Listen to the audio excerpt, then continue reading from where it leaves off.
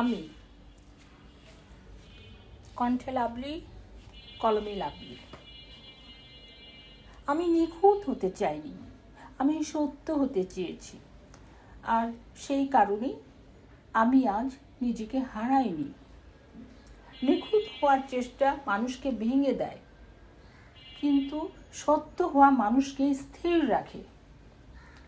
কারণ সত্যের কোনো মুখোশ নেই, তাকে প্রমাণ করতে হয় না, সে সময়ের সাথে নিজেই কথা বলে।